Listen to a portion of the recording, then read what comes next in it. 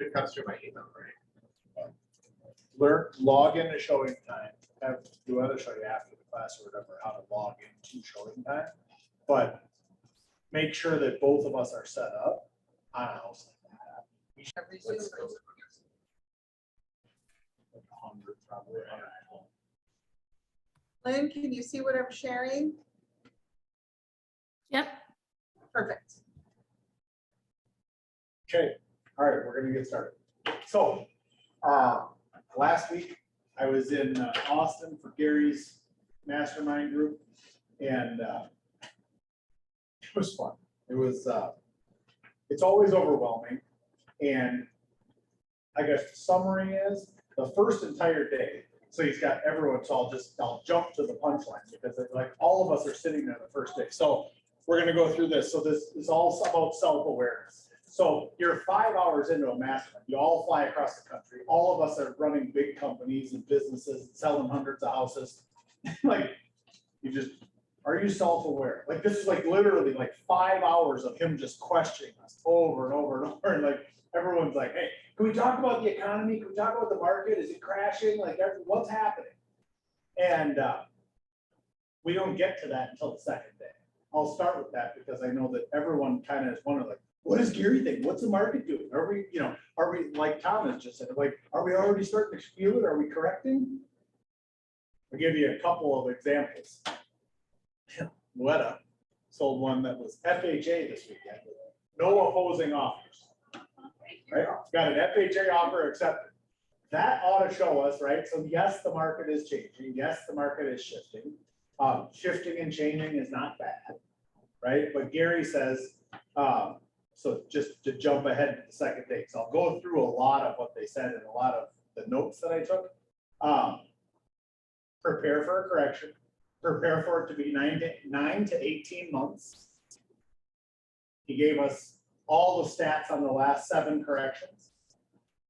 They average 9 to 18 months.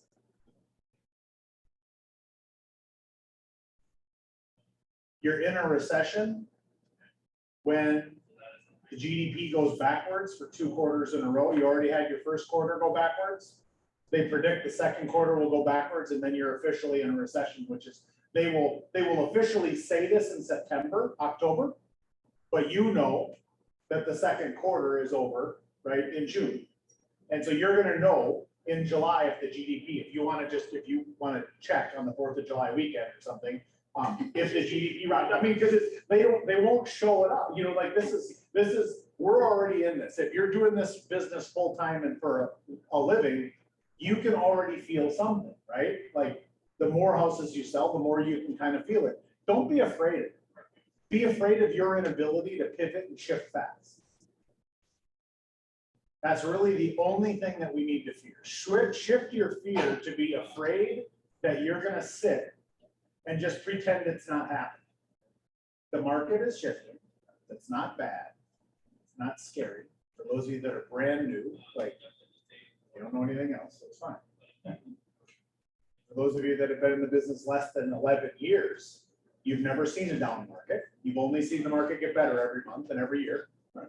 So if you've been in it 11 years or less, we don't have any concept. And for those of us that are longer than that, you kind of roll with the punches and okay, well, all markets are going to ebb and flow.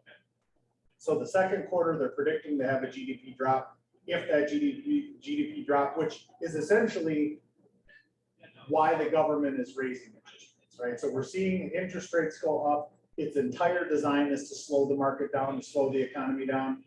They predict, right now, they're still forecasting 58,000 home sales for the year. And Gary is, let me see if I can take out his exact number. I'm sorry, not 57.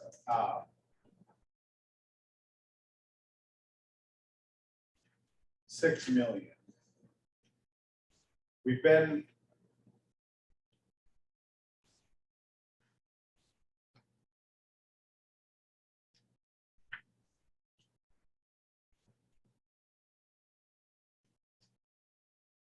there's so damn many numbers that we're going through.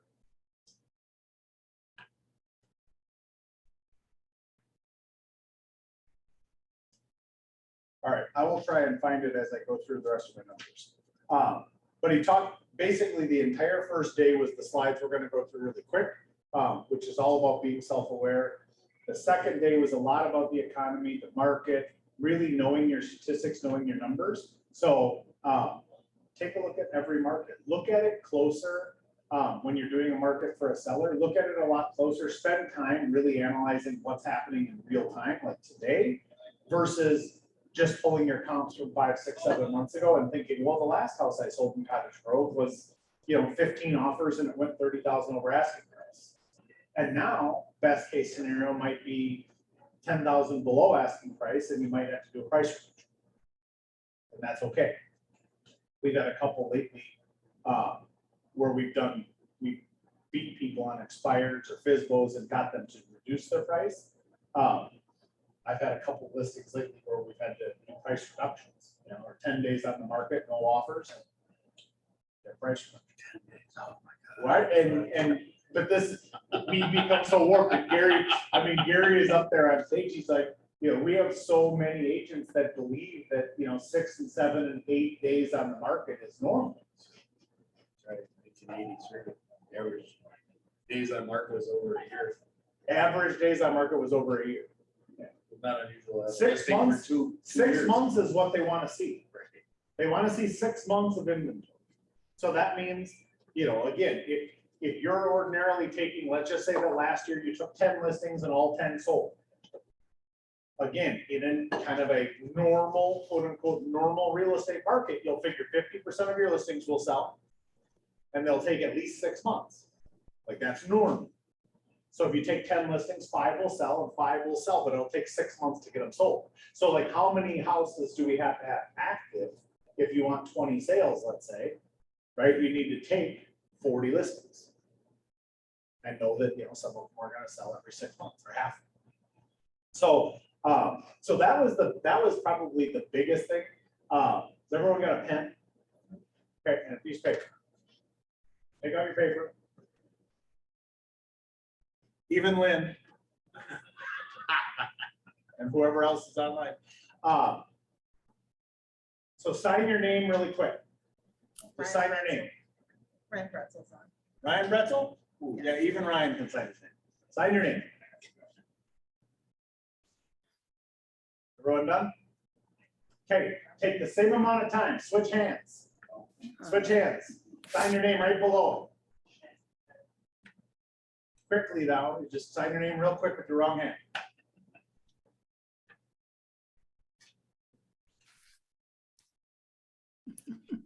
So most of us have a real dominant hand, right? There are a few people that can write with both hands and maybe they, look pretty good with the wrong hand. The vast majority of us have that dominant hand.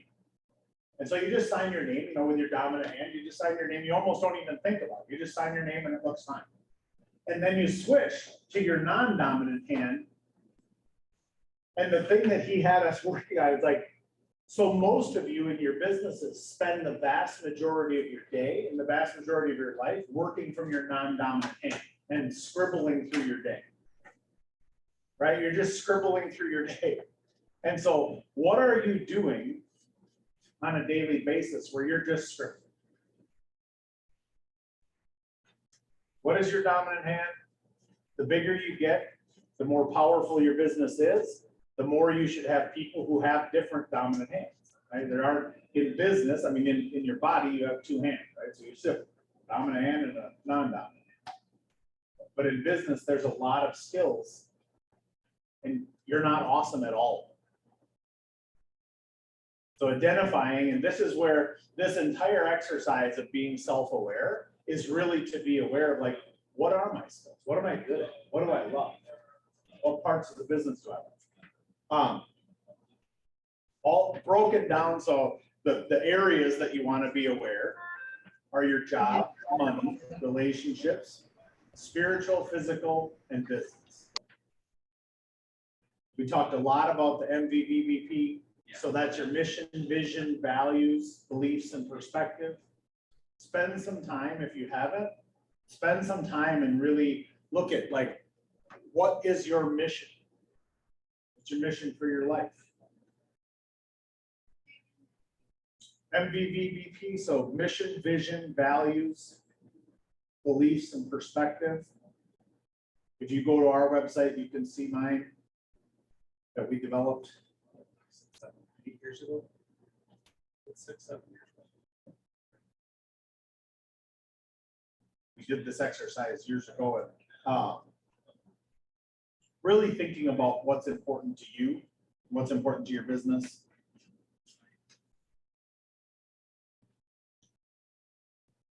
So your mission, vision, values, beliefs, and perspective.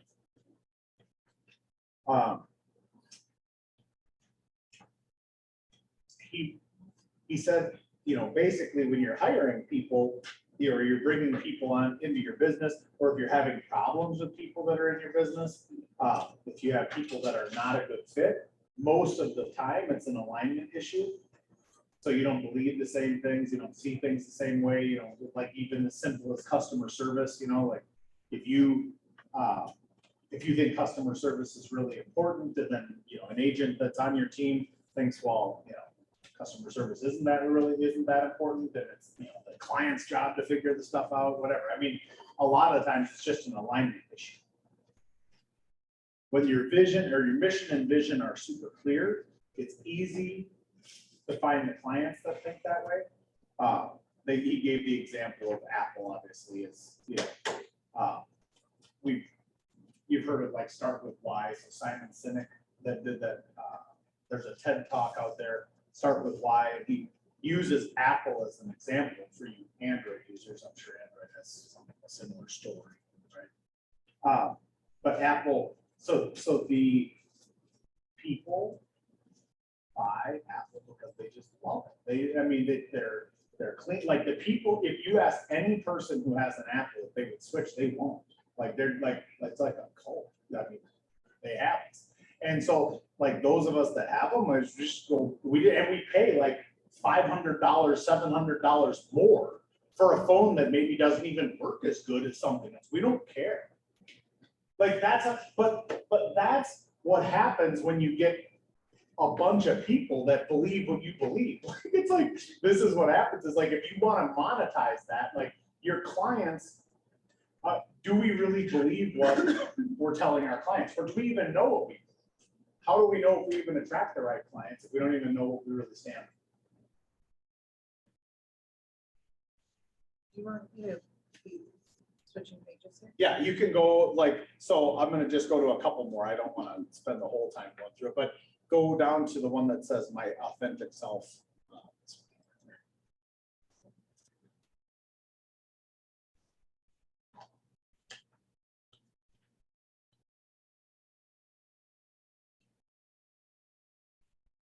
You guys can have all of these slides.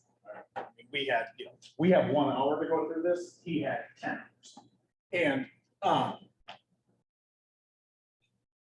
that just know that you spending time with these slides. So anyone that wants them, send us an email. Loetta will send you a copy of these, or actually we can just send them to Dylan and Dylan can send them out to everyone. Or I'll give them to Drew to send out to everyone. The number one thing that you can do that will improve your career and the trajectory of your career is to become more self-aware. Like more important than anything. So this is a study done by Cornell University, and their entire study was basically what is the strongest predictor of success. And knowing your strengths and weaknesses enable you to work with others who have different skills and experiences. Self-awareness also allows us to more readily accept ideas and perspectives that differ from what we know. So being self-aware more than any other thing that you could, you know, and this is obviously why he spent so much time. So, you know, and just like this is his normal MO, right? So like 20 days before the mastermind, we get an email and we're required to read all 3 of these books. Now this one I had already read, the Shift book, but we had to reread basically all 3 of these books in 20 days. And I will tell you that I finished this one on the plane. So this one is called The Hard Thing About Hard Things. The hard thing about hard things. Shift, for obvious reasons, we are in the midst of a shift. So whether you feel it personally today or not, whether you think that you should be cutting your expenses or not, like he's very unapologetic in his delivery. He's like, I'm sorry if you don't think the market's really affecting your area, whatever, like, he's just talking like, you need to make adjustments. Cut your expenses personally by 10%, cut your business expenses by 10%, and do it by the time you get home. Like, this is what he tells us to do. Like, cut your expenses by 10% personally and professionally, and do it by the time you get home. And then notice how little you actually miss. You don't miss anything. Like, you just get bloated when the market is good. All of us just spend a little bit more. We spend a little bit more. I'm having this conversation with my 20 she's not signed on. But this is, we can all be like that 21-year-old sometimes, where you just think like everything is fine. Like, you just spend money as fast as it can come in.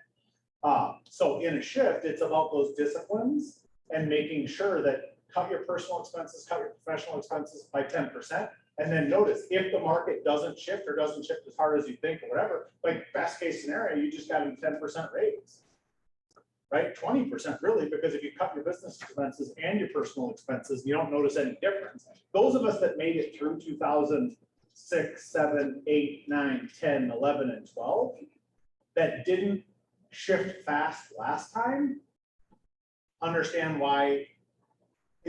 If I go through my notes from 2005 and 2006 masterminds, they said the same thing. And I just didn't really listen, because it was fine. I mean, I wasn't hemorrhaging that bad for a couple years. It'll just take a little while. So just be quicker. So I will tell you, like, the summary of the second day was, be quick and be nimble. Don't be fearful of a market change. Be fearful that you're going to take too long to react. That was the message of the second thing. The hard thing about the hard things is an awesome book. Shift is all like, everyone's heard of Shift, right?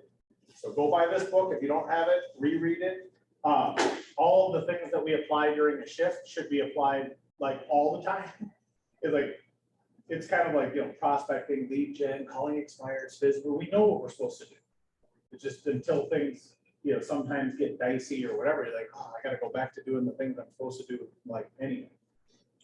The hard thing about hard things, this is about having those tough conversations. You can apply this a lot to your personal life. There's a lot, I've never highlighted a book as much as I highlighted this one. And I don't know, like, I think a lot of times you're just kind of ready for a book. It's like I could have read this a couple of times and not gotten anything out of it. But I think the big thing is like to embrace the struggle. So like the hard thing about hard things, if I could summarize this book, is like to embrace the struggle or embrace the suck. Like all of the things that really have been good in your life, or things that you kind of can take good lessons out of, have been difficult or hard things to deal with it. And so the hard thing about hard things is that that's how you grow and learn. And so, and then the innovation stack. The innovation stack was the third book that we were supposed to read. I won't go into this one much, but this is the problem with most of us is you can be an idea person. Luetta and I have really, really bad problems staying on track when we have meetings, because it's like it's one idea after another idea after another idea. And so it's like the idea problem is real. And when you both have it as a strength, then you just keep coming with ideas. And so how do we implement before we keep stacking? That's really it. Like, how do we implement things that are important before we keep stacking more and more and more items?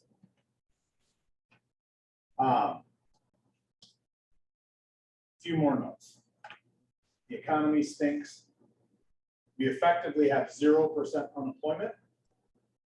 Yeah, did we talk about that at all? 3.4% is where it's at right now. Anything below 6% is considered super strong. So when we're sitting at 3%, it's when you own a company or you employ people, low unemployment, like non-existent unemployment. I mean, so 2% are not looking for a job. Like, so that's why he says we're basically essentially at zero, is because millions of people don't want to work. Like, they're not going to, right? They're 70, they retired, they essentially maybe went on to some sort of like unemployment or something because they were employed, they're not seeking employment again. So the numbers are even misleadingly high. Obviously, this is why, I mean, any one of us that owns a business, or if you know people that own a business, especially something where they need labor, you know, landscaping companies, roofing companies, contracting companies. I mean, it's really, really difficult to find people. In my dad's restaurant, I mean, if it weren't for my kids, my friends' kids, like, I mean, they wouldn't even be able, they'd have to shut the restaurant. I mean, there's a dozen kids keeping that place together. I mean, it's like, there's a dozen children, and that's like all you can find is like 14 to 17-year-old people who have a willingness to work, like literally are the only reason you can even get a sandwich at some of these restaurants. And that's fragile, you know, that's not been like this. I mean, as long as most of us have owned businesses, it hasn't been this low of unemployment. So just know, like, so that could get, like, we could have more unemployment, it would be okay. Essentially, everyone that wants a job has one. Did Gary talk about that at all, like with the great reshuffling or resignation? And that's where I think we have to understand that so much of this, like all the money that has been poured into the economy the last couple of years, and most of us just buying more and more and consuming more and more things, and then like inflation's real. And until you notice your peers stop to spend, like stop spending, we're not recovered, which is why he believes we got, you know, again, could it be 60 days or 90 days? Sure. I mean, do you remember when COVID hit? Does everyone remember like the day it hit? Like, right, we're St. Patrick's Day, like the whole world shut down. And then like, this is like, most of us are bracing for like a long time. Can anyone guess how long the crash happened during COVID? It's 55 days. It's 55 days that we all sat home and no one spent any money and no one went anywhere. For 55 days, right? Like it's supposed to be 9 months to 18 months. But the lowest correction period that we've ever seen was COVID. It surprised all of us, I think. I mean, 90 days in, we were like still selling houses and we just figured out how to do it without actually meeting people. Right? Didn't have to meet with them. We had to do virtual showings. Like we pivoted. But the thing that really, like, I think we as an industry did a decent job, but really, was it us or was it just consumers' desire to spend more money? Spending more time at home. Maybe and so some areas, some industries were disproportionately affected. If you think of like the travel industry. And we were supposed to go to Europe twice and canceled both times. And both of those times, that would have been a lot of money spent overseas on a vacation that didn't happen. And so then you have people spending, you know, money on vacations or time locally. They're buying a boat or a car or whatever. So 2 quarters in a row, we talked about that. The target inflation is 1.5 to 2%. So when you take target inflation of 1.5 to 2%, and we're sitting at 8.5 last month, the government has to intervene. Right, so the government has to intervene. We do have a significant problem. But I mean, everyone hears about it, and inflation is real, right? Like when you look around everything that you're buying, I mean, everything is more expensive. You know, I mean, this was like $1.75 like a year ago, right? And it was $2.35 today. And it's just what, like I think, and you know, 20 years ago, I know it's horrible for me too. Chris is judged. It's got aspartame in it, it's killing your brain. Good bacteria. I know, good bacteria in your gut. But so inflation, you know, when you think of even gas prices, right? Like 2 years ago, they were $1.89. Now I filled up today, it was $4.50. I mean, it's $2 and whatever that is, $2.70 more per gallon in 24 months. So these things are real. And so this is where, I mean, again, he's meeting with the top, 200 agents in the entire country. Like, just don't, like, even if you're feeling fine today, if you're feeling fine personally, you're like, you know what, I got money, I can go to the grocery store, I can buy eggs, whatever. If you're not freaking out because of inflation, that's okay. But just understand that it is changing and we're gonna feel a compression. What'd you say inflation was right now? 8.5 last month. Yeah, it's never been that high since the 70s. And that's year over year. No, that's the monthly inflation. I don't think that includes energy and home. No, yeah, inflation doesn't include energy and housing. No one needs that. It's what we include. Again, he talked a lot, like, so we get into, day number 2. A lot of this is more teen related, because obviously the people in the room are mostly teens. He talked about a wartime CEO and a peacetime CEO. And then a wartime CEO, I mean, there were, let me just read you a few. I didn't bring any of the slides because I just felt I was talking to myself the whole time. You want me to read them? Oh my gosh, I was texting him to Luetta and she's like, yeah. I feel like I'm like a wartime CEO, even when there is peace. Like when everything is peaceful, like I'm still looking for a fight. So a peacetime CEO knows that proper protocol leads to winning. A wartime CEO violates protocol in order to win. Peacetime CEO focuses on the big picture and empowers their people to make detailed decisions. A wartime CEO cares about a speck of dust on a gnat's ass if it interferes with the prime directive. So, I mean, it's like the summary. So there's like 25 slides. And his entire point is that your battlefield is lead conversion. You must write, like, if you intend, I think I'm like designed for war. I'm designed for this business to shift. Like not only do I not give a shit if the market shifts, I actually kind of like hoping and waiting for it. Because not only do I know that I'm gonna make it through, but I'm also gonna try and put like as many people out of business as fast as humanly possible. And that's for all of us, that is what you have to do. Because what's that? I said, not you guys. Yeah. No, but I mean, but you have to understand, like, it's always been a competitive business. It's never been more competitive. Like I get sick, and I don't know about you guys, but those of you that have been doing this for a long time, I get sick of the discussions at parties or family affairs or whatever, like, oh, you're just Carly killing it right now. The market's so good. Like, you know what? I'd be killing it a lot more if 20,000 people got out of my frickin' business, right? Because the sales went up by 15,000, but the realtor count went up by more than that. Right? And so there's 1 or 2 infectious deals per year per person, right? So the vast majority of people are not doing this full time. And that's where I think that's when I remember back, like when the market shifted before as a company, like Keller Williams literally put the competition to sleep in the last correction, because we focus on things like this, like teaching classes, getting ahead of the market. Like you need to do 2 things right now.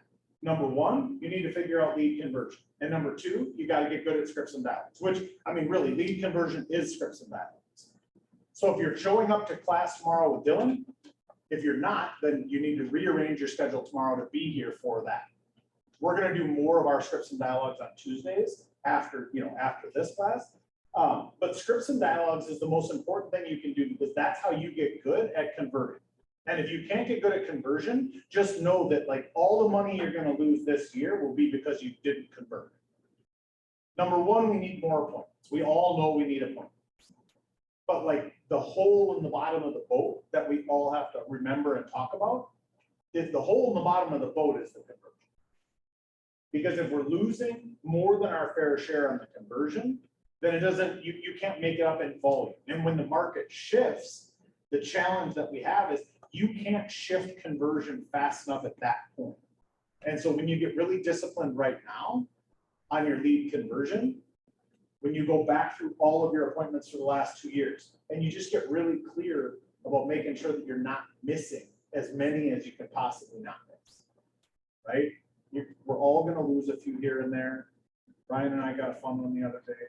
They're gonna pick someone else. Sometimes it's like, it's okay. We'll follow up with them. It's fine. Can't get all. People make mistakes all the time. People make mistakes, yeah. People make mistakes, choose other realtors all the time. So, but when we look at lead conversion, what are our systems for follow-up? And what are we saying to people? So what are our systems for follow-up? What are we saying to people? In a wartime market, you cannot let a lead go unconverted.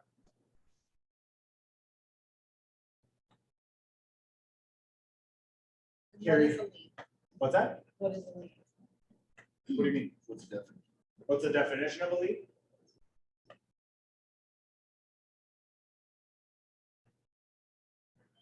Yes. Someone that wants to buy or sell real estate. That's a lead. So they want to buy, sell, or invest in real estate. Want to or also can? Well, so what we'll, and we talked about this 100 times. All leads that go to closings have a desire, they have a need, and they have the ability. So they have to have DNA. In order to go to a closing, you have to have all three. But if they have two, might this person be a B lead? And then they're working on their ability. They just need, 2 pay stubs, or they, whatever, like, maybe they have ability and they have need, but they don't have a super strong desire. But then all of a sudden, like happened to me, you have a client that is going through a divorce. The one future ex-spouse decided to buy in a school district that wasn't the one they had to be in. So the second one had to buy one, literally this weekend, had to buy one in the correct school district. Because only one of them could buy in the wrong school district, and the one decided to do it first.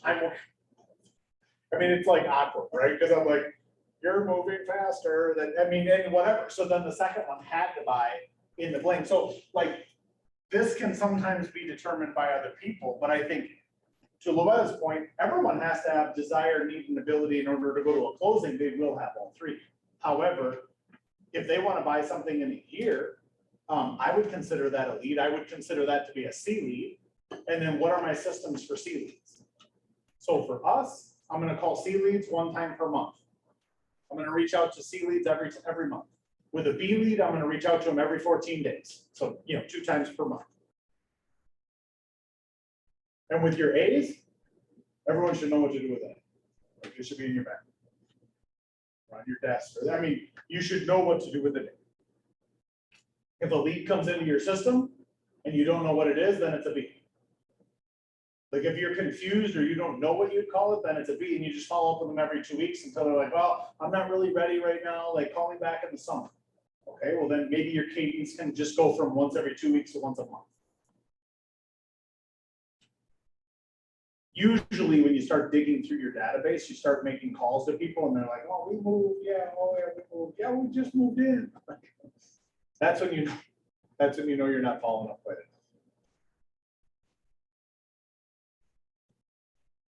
One of the best slides, this was one that I was like, oh my gosh. I ran into Jake Lewers the day that we were leaving, ran into him downtown, and every time I go to these masterminds, I always book it so that my flight leaves late in the day. So I end up with like 5 or 6 hours. I get to go to lunch, go and have a lunch by myself, and then I end up usually walking around like down by the water. If you've been to Austin, it's beautiful. And I ran into Jake Lewis, and he's like, hey, you look lost. I'm like, I just literally, you get done going to any class, and it's like, for me, a lot of it is just like, just that thinking time that you need, but you're like, a lot of this is the same stuff I wrote down 5 years, 7 years, 9 years, 11 years. I mean, it's like, at what point, like most of us, you have what it takes to get to the next level. And the thing that I was thinking about when Jake ran into me, which is,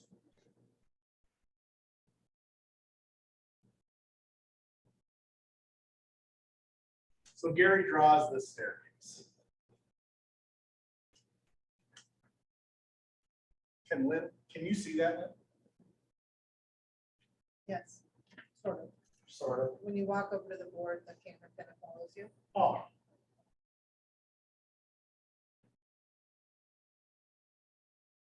So on this line is massive failure.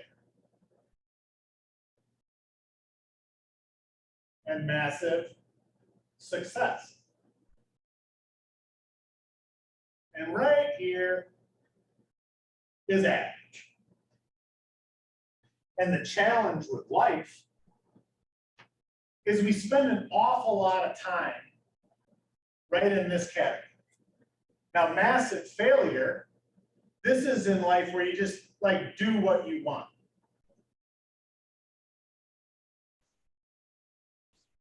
And massive success is, you know, do what you're supposed to.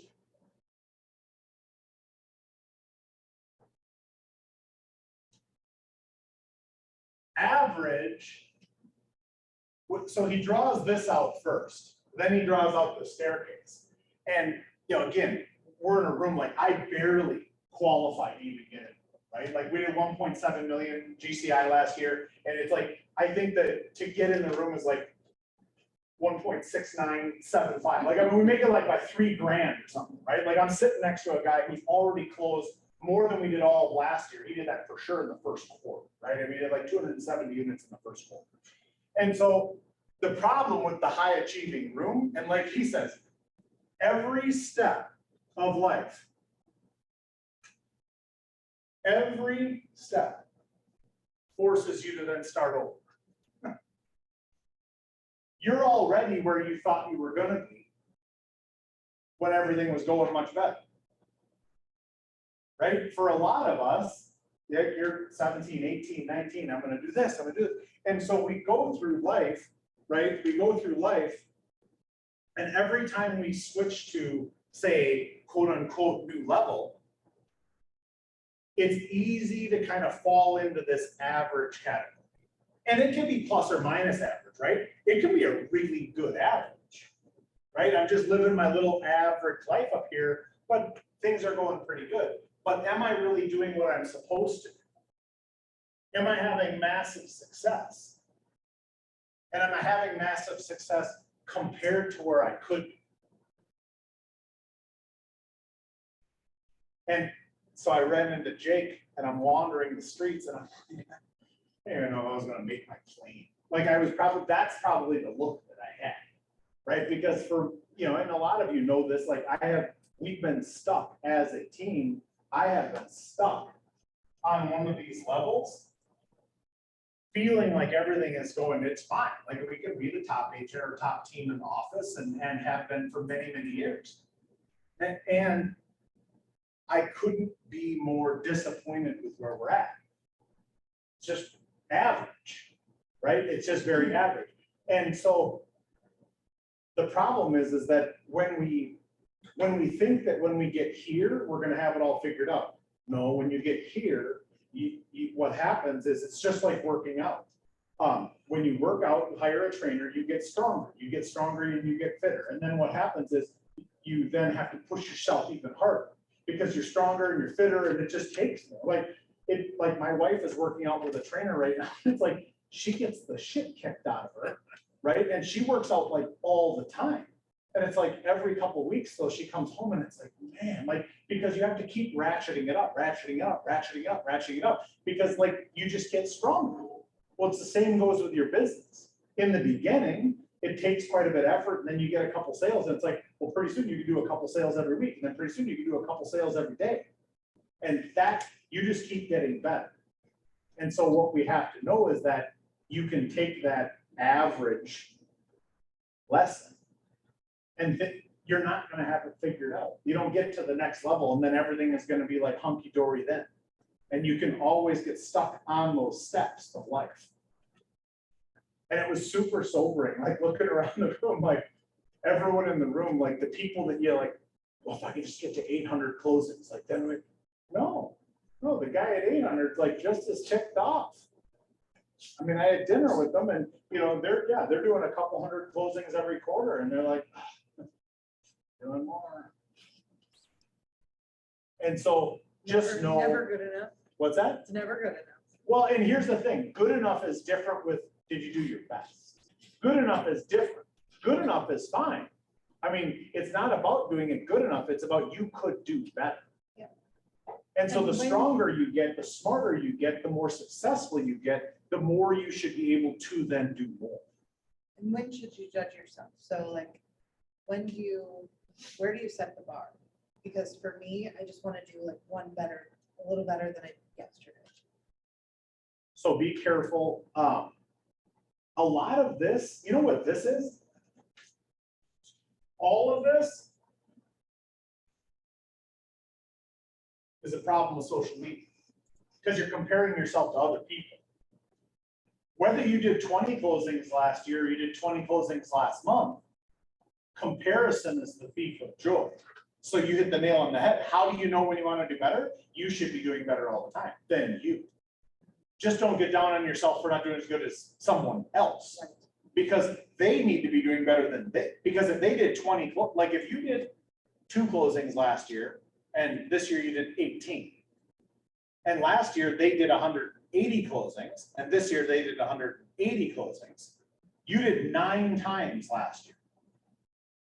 But the problem is like, just know that that's pretty good growth, right? If you did 2 closings and you went to 18 closings, that's 9 times growth. But the person at 180, i.e. Jason, right, is stuck doing the same damn thing. So in 10 years, when you're still doing 19, you're gonna be crap. And so the point is like, judge yourself against yourself and how are you doing?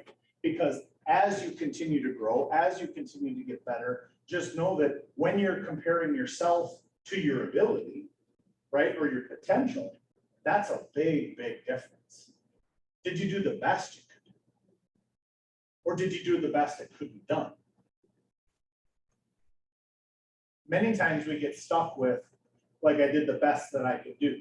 And it's like a cop-out, where in all reality, it's like, well, were you the best buyer's agent that could, like, did you work with buyers? Like, let's just say that you sold 40 houses last year. And I'm working with buyers predominantly, and so I just love working with buyers, and that's kind of my jam. Is that the best it could be done? Right? Is there someone that did 100, 120 buyers and maybe has a showing assistant or something? Because we can get stuck on any level or plateau, you can get stuck. And then when you go back against your life and you're on your deathbed, are you gonna want to get another closing? Like, are you gonna be like, what, hand me the calls directory. I gotta just make like 4 more calls, right? Like, I mean, you got like 3 weeks to live. That's not what you're gonna do. But what you will do is you'll reflect upon your life, like, did you do the best you could? Whether it was in work, in your family, in your friends, or personal relationships, like, did you do it the best? Did you do the best you could? And that's really like the comparing it against other people. So just be careful that you're not comparing yourself to other people who are just as dissatisfied or stuck or feeling like they're just not pushing themselves. So I think that was a big. I don't remember that. So I probably drift in and out of consciousness because I'm taking tons. I'm taking tons and tons of notes. Like, I have like hundreds of pages of notes. And as I'm going through, so like one of the things Gary says is, will it make the boat go faster? So I don't know how the beginning of this story goes. I just know it was like, will it make the boat go faster? Will eating this cheeseburger make the boat go faster? I think he was talking about like some rowing team or some coach that said something about, will the boat go faster? And so what I wrote down in my notes is, what's our boat? What's our boat? Like, will eating the cheeseburger make the boat go faster? And like, so that was his point is no. Like, so if you're the guy rowing the boat, guess what? The cheeseburger ain't making the boat go faster. Right? Like your chicken sandwich or your whatever, like your healthy meal is probably what will make the boat go faster. Right? Is going out partying until 2, 3 in the morning when you have a 7 a.m. meet, will that make the boat go faster? So basically, what are you doing to be better? What are you doing to practice your strips and balance? What are you doing? Like, what is your equivalent? And what I came down, what I made for a note was, this is lead conversion. So like lead conversion for us is like the boat going faster.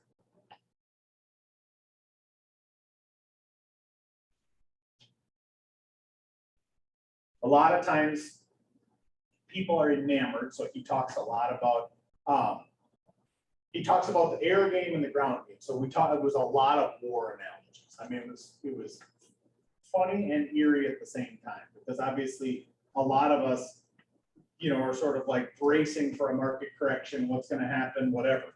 But the air game in a lot of our businesses is going to be radio, TV, all these different like big advertising campaigns. And what he talked about, so we've talked about MOFRs, right?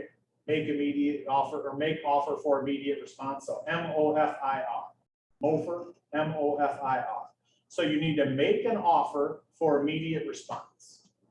What is your offer for an immediate response? So guaranteed sale. Cancel your listing at any time. Like, what is your offer? What's your hook? Come up with something. When you talked about the air game versus the ground game is your sphere. If your sphere won't respond to your MOFR, you sure as hell don't need to be running ads on radio. So the last thing I would do is spend a $10,000 ad on radio to see if someone likes that MOFR. If you're 300 people and your cell phone won't call you back when you text it out. So like basically get really granular with the people who already know you, like you, and trust you. What is your offer for immediate response? What is your MOFR? And don't get attached to it. MOFRs change all the time. Don't be printing 1 million cards with a MOFR. What's yours? What's that? What's your? Like the one that we used this last week was our guaranteed sale. And the funny thing is we did it to our sphere. And what we get 2 calls? So you're changing. Well, the one, I mean, the lady in Oakdale called them the guaranteed sale. Somehow she ended up on Greenwich. She ended up on our. Yeah, she's not in our database. At She's- all? No, she was a referral exchange. Oh, for Pete's sake. Okay, so I thought that, well, so there, we sent out 3,000, 4,000 postcards and we didn't get any. You weren't standing like this.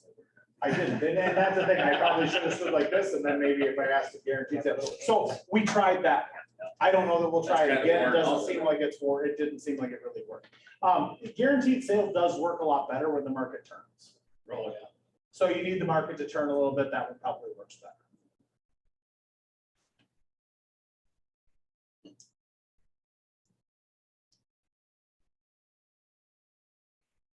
Just remember, when you're marketing, and you're doing your 33 touch, I've said this 1 million times.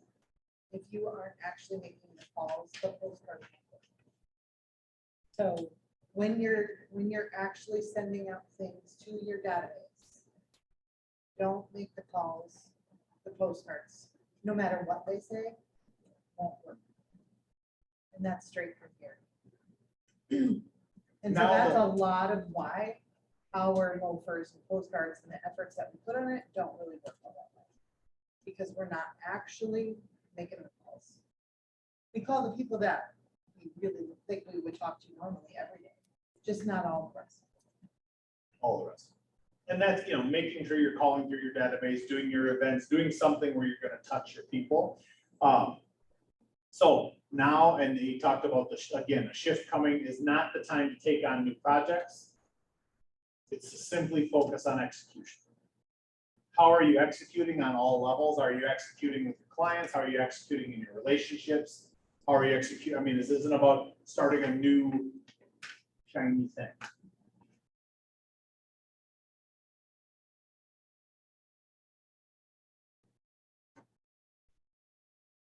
Yeah, Gary really like, he kind of, well, a little bit went off. And a little bit of a tirade or a lecture. And he's like, the number one determiner of success is persistence. Tentative effort leads to tentative outcomes.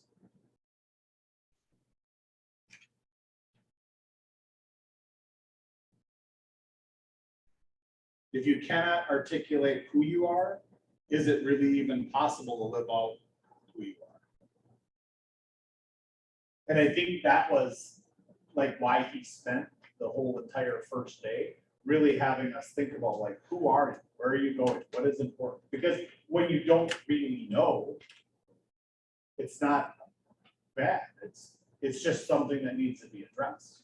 If you're not necessarily, if you don't know where you're trying to go, well then any road will get you.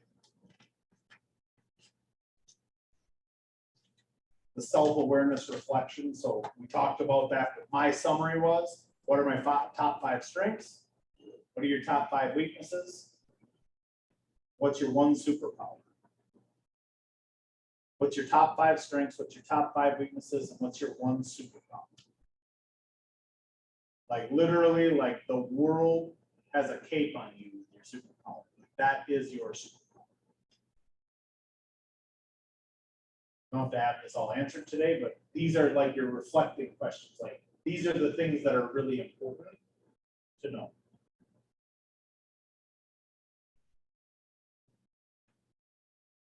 So, just to kind of bring it back, when you said that he talked about conversion and presentation to clients, what was he saying to do to help with that?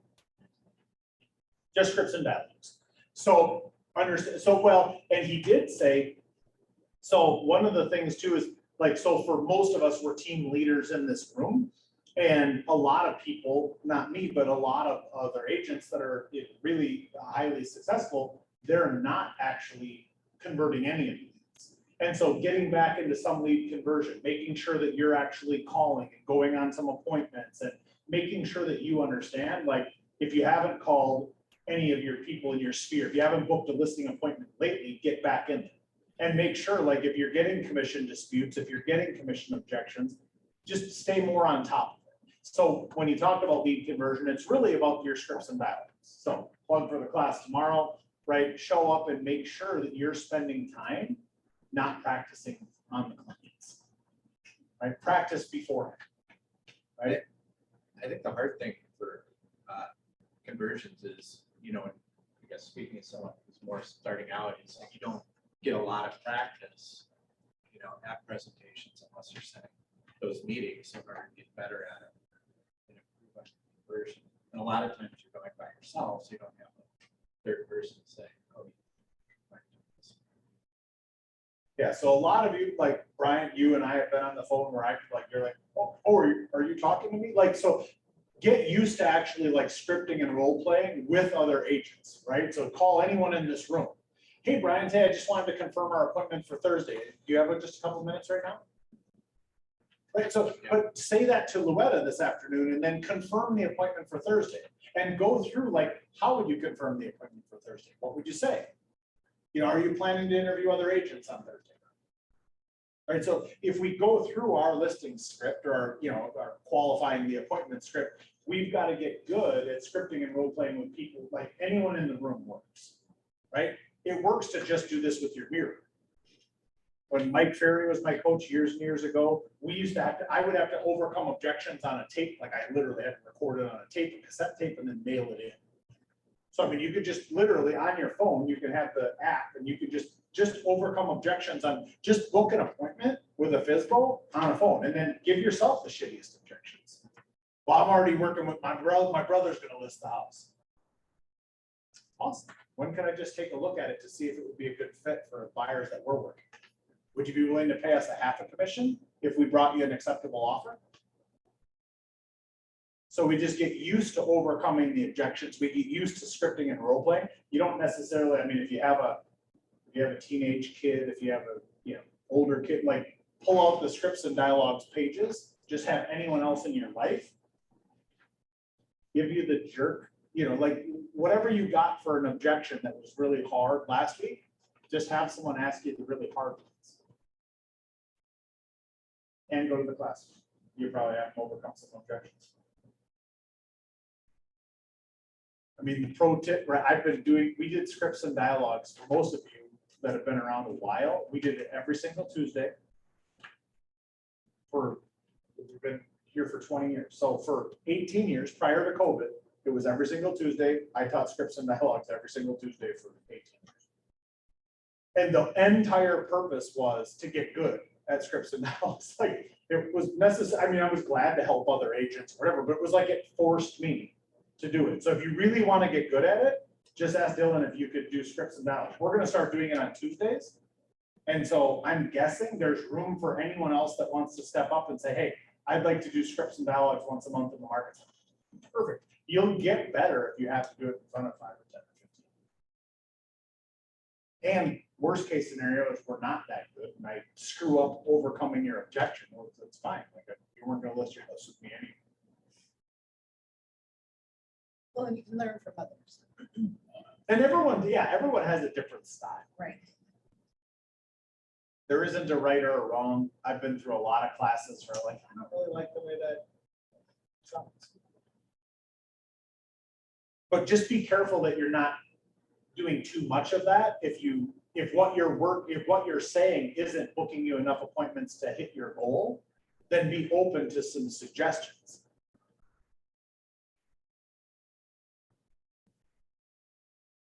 So that was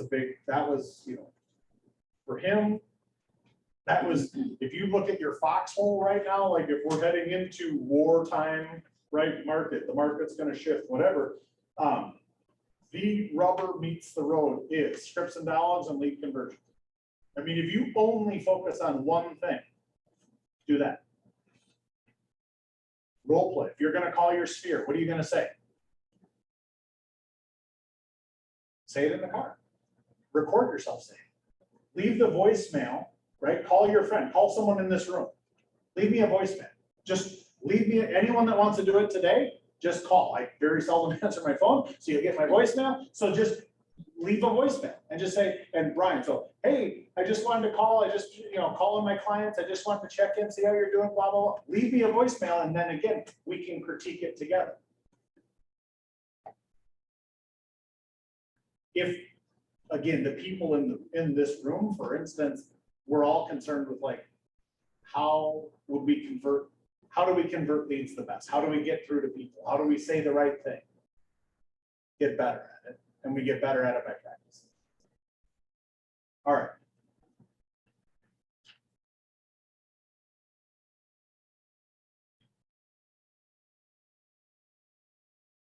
So this is don't assign motivation to behavior. Don't assign motivation to behavior. You give the example. Anyone get cut off on the freeway? Ever? The physical talent required to maneuver between two cars at 70 miles an hour on purpose without hitting them is not possible for the average person. Like if you go to driving school, maybe, right? And what he says is don't mistake ignorance for malice. Because we as people, many times, like that person cuts you off and literally like you hate them and they're a bad person. And, like they're literally just like, they just made a mistake. Like they didn't do that shit on purpose and actually couldn't. You know what I mean? They couldn't like maneuver through at 70, like sideways, narrowly missing two cars. Like that's not something most of us are trained to, right? But as a person, how many times, so that extreme example is one thing. But a real life example is how many times are we actually thinking that things are happening in our business that they're not malicious? They're just happening. And the other person maybe didn't even put a lot of thought in. And so basically his whole thing was motivation. So don't assign motivation to behavior. If you have a wrong person in your team, say, you know, their behavior wasn't appropriate or needs to be adjusted or whatever, many times it's our motivation being assigned to that behavior that's the actual.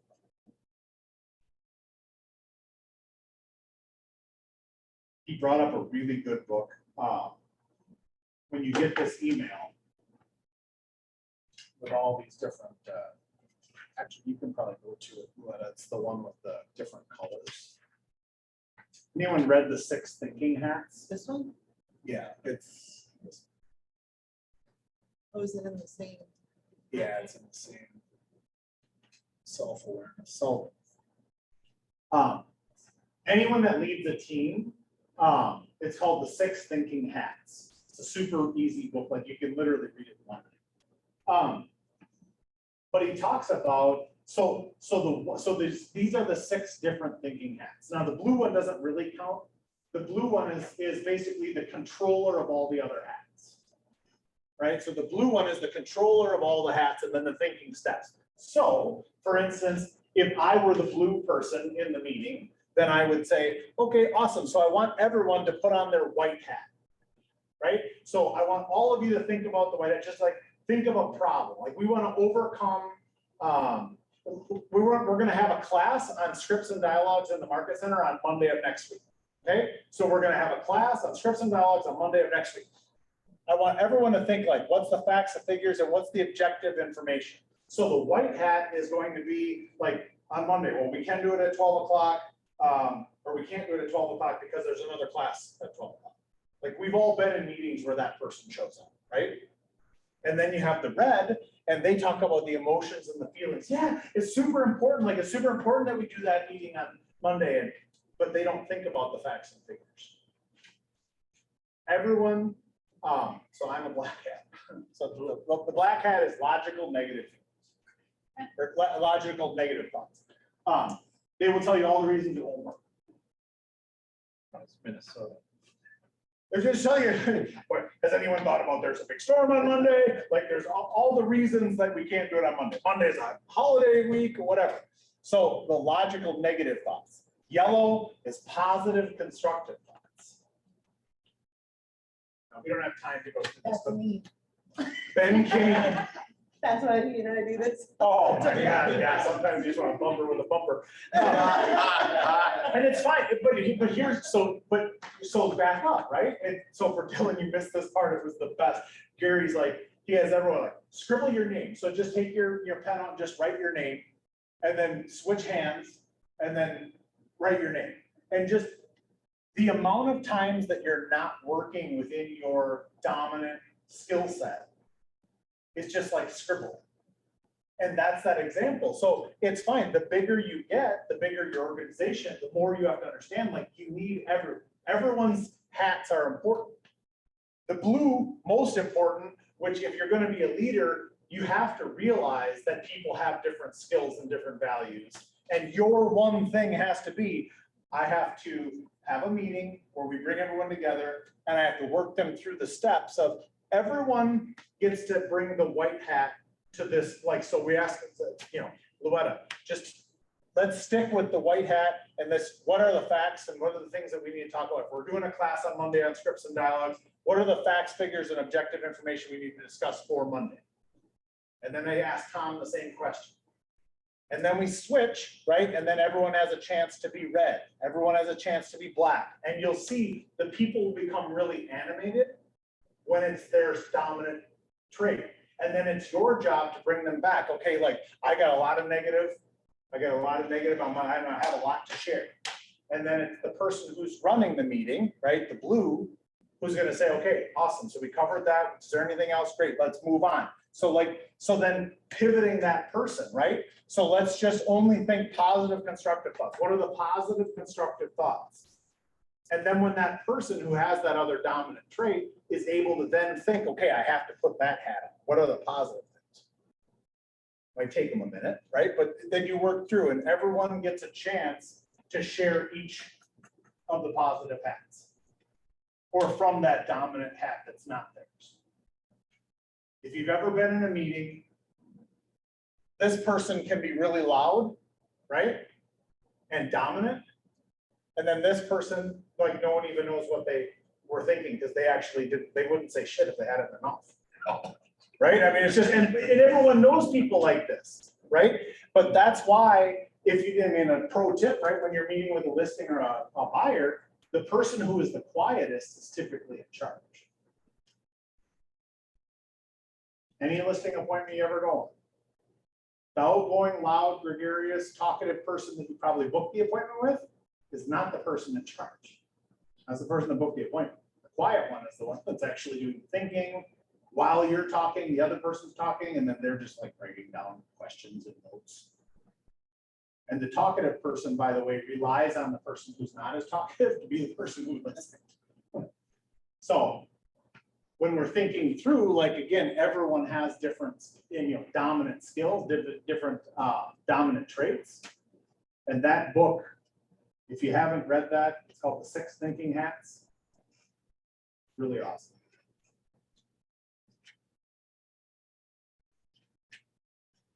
He spent a lot of time talking about the numbers, and we'll get into those. There's another few sheets, like just the numbers that you need to actually be looking at for lead generation, follow up, follow through, the number of appointments that you need.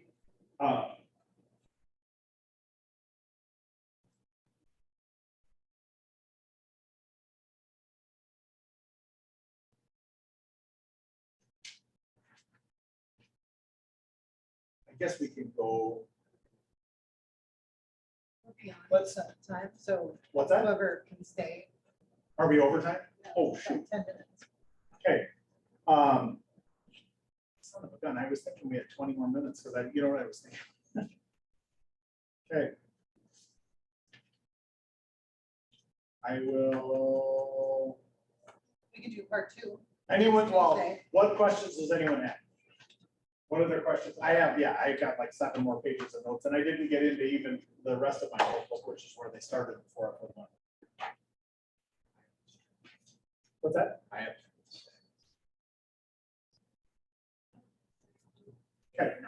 Anyone that needs to lead, and I'll go through a couple more. So the one thing that we're gonna go through, all of this, basically he gave out an entire workbook or a workbook on numbers, right? So with the sales business by the numbers, so it's what are the number of leads that you need to have, and then you need to rate yourself, right? You need to rate yourself on a scale of 1 to 10. 0, or 0 to 10. 0, you're just, failing miserably. 10, you're just killing it. Where would you rate yourself? Your profitability, buyers and sellers, the size of your database, the number of people on your team. A lot of it is like when you look at your wealth and income. Another one that he spent a bunch of time on was just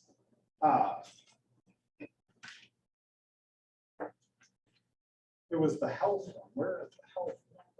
Do you think we could do like a class on this, just so that people could fill it all out? You really Class? could. It's more, I would say for you, you really have to go home. So you have to go home and really like decide like what parts of this are important to you. So for instance, if wealth, let's just take wealth. If wealth is important to you, what about wealth is important? Where do you want to have a house? Do you want to have a second home? Do you want to invest in real estate? Do you want business net worth? How much cash do you want? How many stocks and bonds? And like most people just haphazardly show up in life, and then there's no plan. So could we do this? It's a pretty personal thing. I think for everyone, you got to really decide like what's important.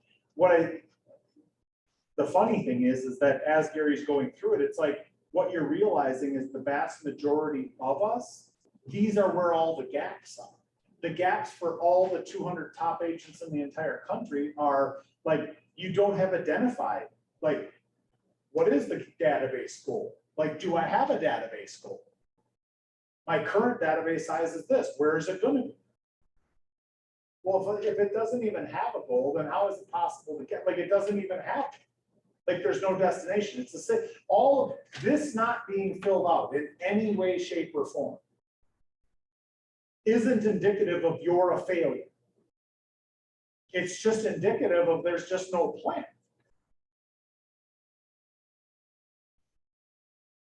He gave an example, and it's, I don't see it on this one, but I must have given this one to Kayla or something.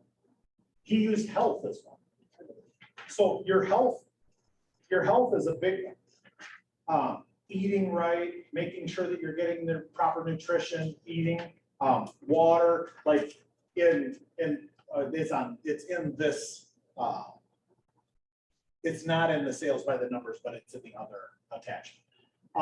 And so that staircase, right, that staircase of life is all over. And the one example, and this, I just wrote down 100 years, we're starting to fill this out and then we moved on. But like if the goal, for instance, if your physical goal, let's just say that your goal was 100 years of physical existence, right? You just want to make it to 100 years. What things would you need to do in order to have a body that would last 100 years?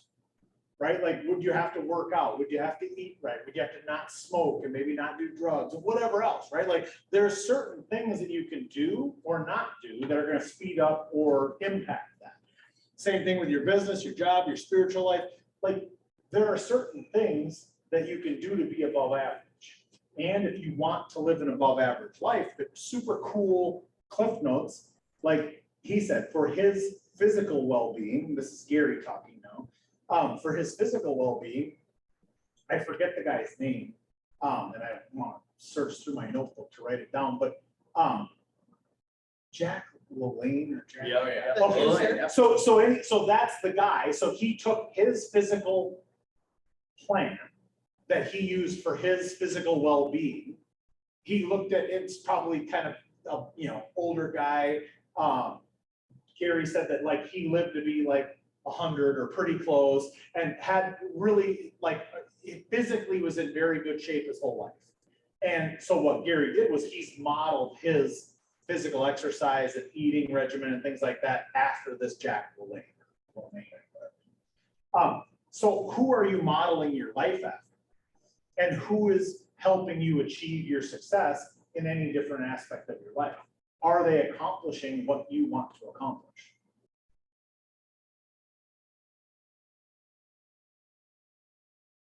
And I think that was a big thing, was just making sure like it isn't so much like having the exact plan, it's knowing that it's missing, or it's knowing that like that's kind of that for me it was like, yeah, like I have a lot of thoughts on this, but then I'm not taking any action daily to get me on track for that, or I'm not, who am I using as my example, right? Will the cheeseburger get me there? No, the cheeseburger is not going to help me win. If being healthy is on my agenda, then, I'm down 54 pounds this year because I had a stupid little bar, and that's what I had right before this, and it's fine. But this gets me to my goal. That's not what I want. I want the cheeseburger. I would much prefer pizza. And that pizza wasn't working for me, right? Because although I don't have a physical plan, I just got back, I do need to do this. I am taking some steps that are met. And so the point where I'm at today until, what we need to do is for your spiritual life, your job, your physical, your business, put together that plan. Who are you modeling it after? Is the model that you're following going to get you there? Many times we get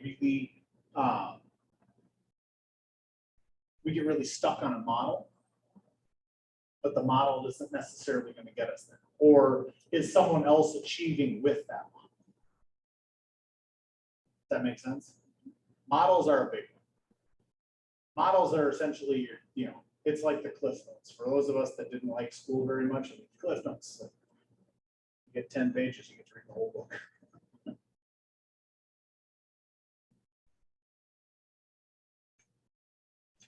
Okay, there's a million more things I could go through, but that's probably a lot. I would spend a lot of time figuring out how to overcome objections. I'd spend a lot of time making sure that you're doing your lead gen, but you're focusing on lead gen. What you say, how you say it.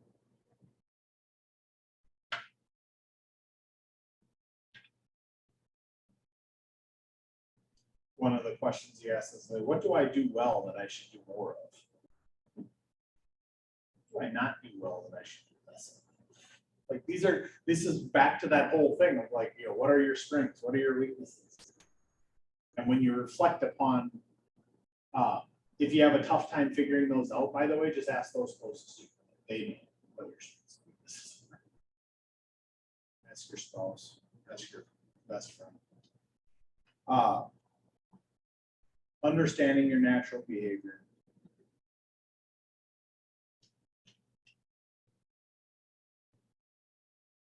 From a business standpoint, there's only two types of turnover. There's the people you don't want to lose, and there's the people you're glad you lost. He's telling that story. He's telling that story based upon someone that he lost in the company.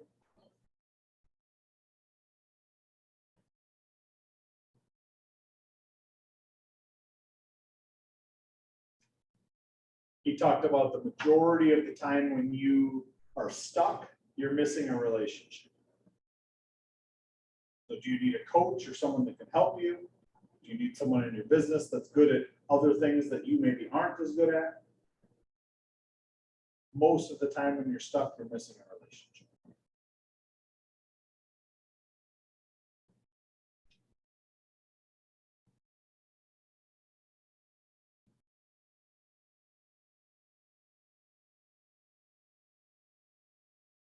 He talked a lot about, so this book that we read years and years ago, his advice was that Viktor Frankl, so it's called Man's Search for Meaning. And it's really a great book, but he was reflecting on, like, he reread it again recently.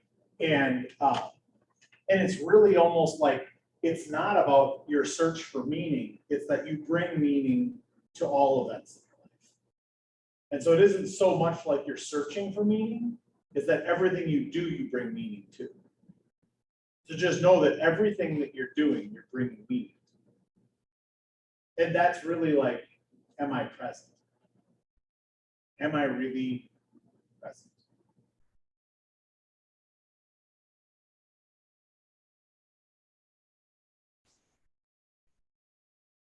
The second you get to that next level,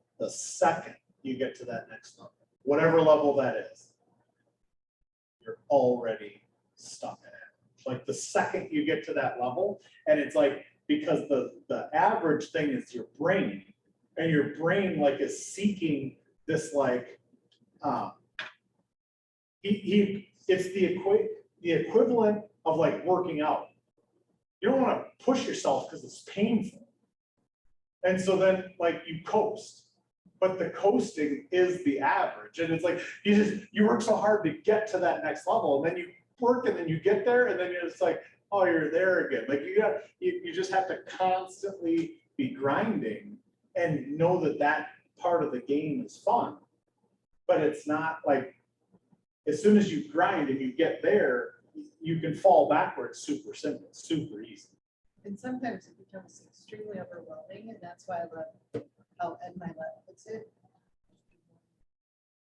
Yeah. Say Do one one. more, because then it's not like 150 that seems so overwhelming. You just do one better than you did the day before. One better, and you just keep doing it. The compound effect is amazing. When you're looking at, I used to play the game with myself on contacts. It's like, Just do I one make more. 12 contacts. And just go one more. And then tomorrow, this is my benchmark. I'm gonna do one more than that. And that's a game. Do one more. So you just, that,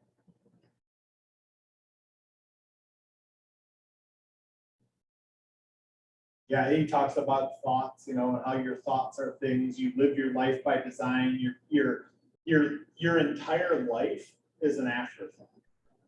Like, you're imagining your future and then moving towards it, like, everything in your life is an afterthought, like, pretty soon you're gonna like stand up, and then you're gonna walk towards the door, like, you already know, like, that's like already a thought, like, whether you thought it, like, because you got sick of listening to me talk so far, and you're like, pretty soon I gotta like stand up and walk towards the door. Like, at some point, like, no matter what, like, as you go towards the door, like, your entire life is just like that afterthought. Like, it's all happening. I would just do something. I I'm so know, I hungry can right now. see it. I can I'm see. Do you so want one? hungry. Do you want one? That, no, and I already did that. They're really good.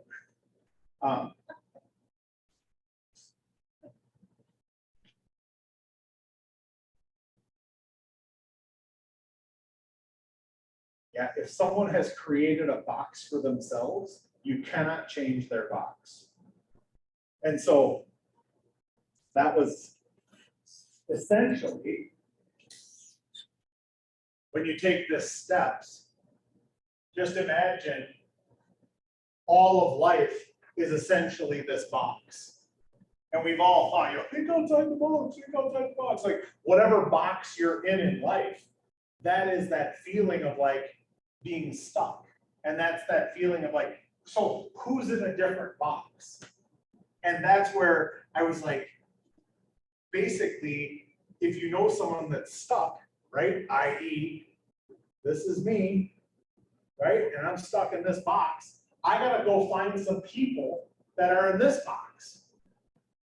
And that's, I mean, I'm literally sitting there having dinner with these couple of guys, and I mean, the people that you meet that are literally outperforming you, like, sometimes it's just like, it's exhausting. Sometimes you're like, wow, like, that person's outperforming me.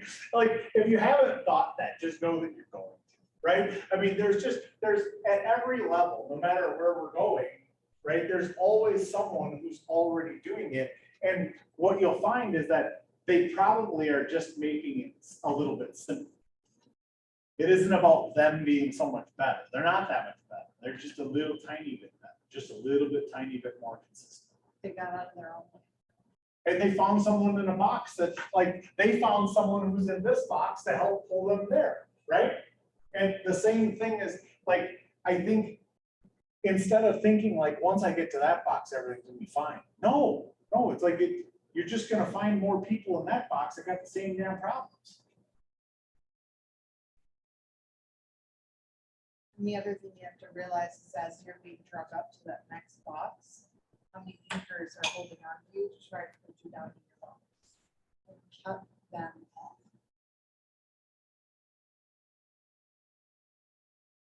Because you will have them.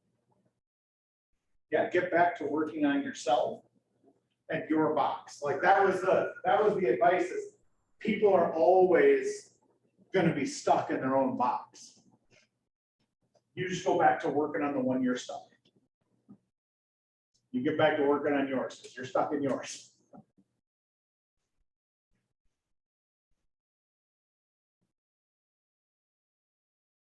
Quantum Leap, for those of you that have kids, it's full already this year. But like, I have my daughter Adriana signed up, so it's 18, you have to be 18 to 25, I think it is. So if you know anyone that's 18 to 25, Gary personally does Quantum Leap every summer, like in June-ish. This year's full, but you could sign up for next year if you know anyone. It's basically just for young adults, essentially, where they do a deep version of this. And so everything that we were going through at Masterminds, like everything, we're like, this is like Quantum Leap. Yeah. Yep. Gary teaches Quantum Leap once a year as well, down in Austin, if you ever want to go to that. He does it for kids, like I say, 18 to 25. If you have any young adults in your life that you, like, I had Michaela do it last year. But they did because of COVID, they canceled the in-person. But it was really awesome. All right, that's what I got for today. Yeah, I'm done. About, overcoming objections. So, as a doing, when I get a lot, I'm trying to build or I'm working with someone. Is there anything you can say to that works? You just want to talk to people about, like, you're just saying, how do I convert people when they come through open houses? Yeah. So focus, so the way that I would look at it is, let's get a couple of scripts that are really good at just getting to know people, right? So, you know, what brought you out today, right? How many houses how many houses are you looking to buy today? That was my big one, like my icebreaker thing is like, how many houses are you guys looking to buy this afternoon? Right, because they're just like, they all laugh like that. They're like, well, the 6. Awesome, I mean, so let me know if when you get done looking at this one, let me know if this is one of the 6.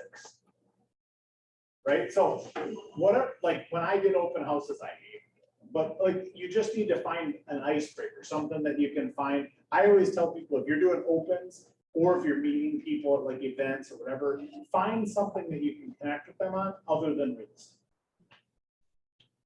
So if you could find something, so open houses, one of the best scripts is literally just, you know, how many houses are you guys looking to buy today?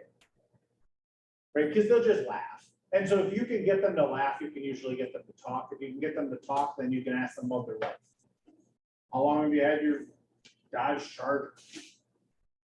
Find something that you can connect other than real estate.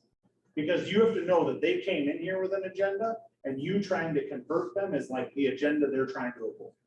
So anything that you're doing, you know, like I always want to make sure that I will get people to register. So the seller asks that everyone that comes in registers, put an asterisk next to your name if you don't want to be contacted for anything. Does that make sense? Awesome. So then I just hand you the thing and you're going to fill it out. Because I already told you, just put an asterisk and you're not going to be contacted. But I will tell you that if you put the asterisk, then I have one goal. And that is I have about 5 or 10 minutes to try and figure out how I could erase that. That's thing we're gonna. Well, and it's, here's the thing, it's find anything that I could send them. Right? So statistics are a big one. So Keeping Current Matters is a company that we subscribe to.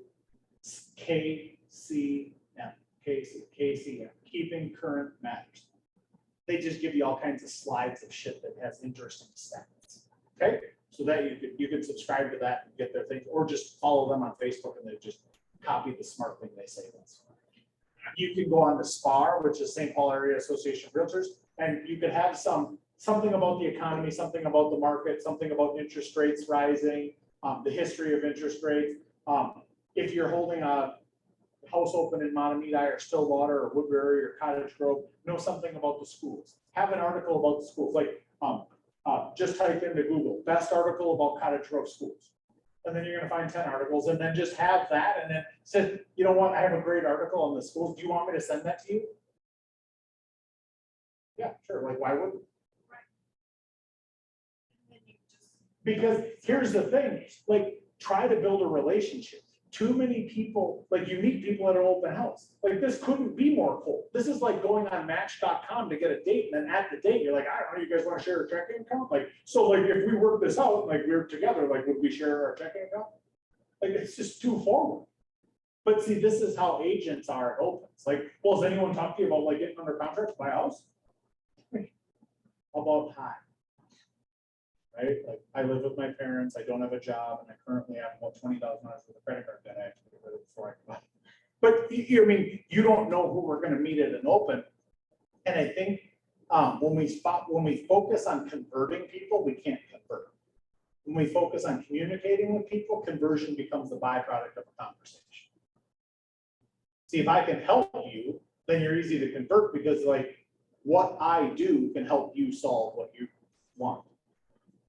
All right, everybody online, I'm gonna stop the share. Oh, are they both Thank on? you. All right, see you later. Oh, you're going to lunch. I gotta help her.